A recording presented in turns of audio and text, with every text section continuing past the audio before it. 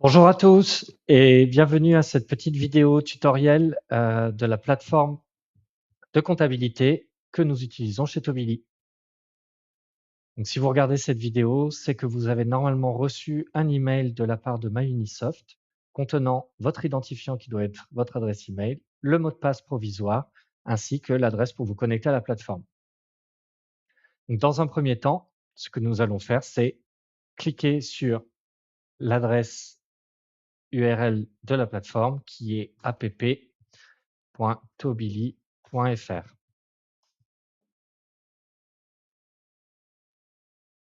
Vous allez arriver sur la page d'accueil qui va vous demander de saisir votre adresse email ainsi que votre mot de passe.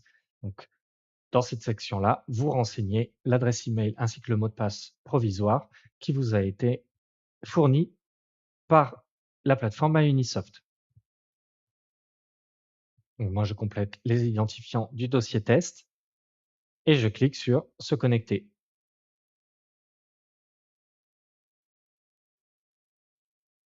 Donc, lors de votre première connexion, le logiciel pourra éventuellement vous demander de modifier votre mot de passe afin que vous puissiez renseigner un mot de passe qui vous soit propre. Lors de votre première connexion, vous n'allez pas arriver sur ce menu-là, mais vous allez arriver sur une page blanche comme celle-ci. Donc, la première action à faire sera de vous connecter à votre entreprise via le petit bouton plus ici, nouvel onglet société. Si vous cliquez, vous allez ici cliquer sur rechercher et dans le menu déroulant, sélectionner l'entreprise. Donc, voici la page d'accueil du logiciel MyUnisoft. On va avoir plusieurs sections sur cette page d'accueil. Tout à gauche, vous allez avoir les menus de base avec la vue d'ensemble, la section tenue, donc on peut cliquer dessus avec les différentes catégories. Dans l'écosystème, vous allez avoir un bloc échange discussion avec éventuellement des petits commentaires que vous souhaiteriez m'adresser directement depuis la plateforme. La boîte à outils avec différents outils qui sont mis par défaut par MyUnisoft si vous souhaitez avoir les accès un peu plus directs, notamment à Papers et à impôts.gouv, et également un onglet Conto, puisque MyUnisoft a un partenariat avec Conto pour l'ouverture d'un compte professionnel. La section paramètres, avec ici la possibilité de connecter des fournisseurs. Pour revenir au menu, je reviens ici et je clique sur la vue d'ensemble.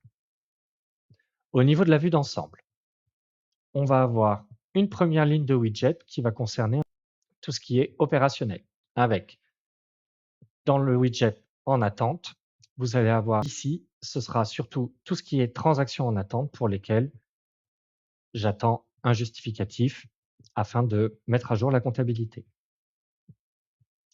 Au niveau des dépôts de documents, vous avez ici un widget qui vous permet d'avoir accès directement au dépôt de documents en fonction de la nature de votre document. Le widget à côté concerne la réforme de la facture électronique, mais nous verrons ça dans un second temps puisque, comme vous le savez, la facturation électronique arrivera en septembre 2026 et le widget connecteur pour les connexions qui sont liées à votre entreprise.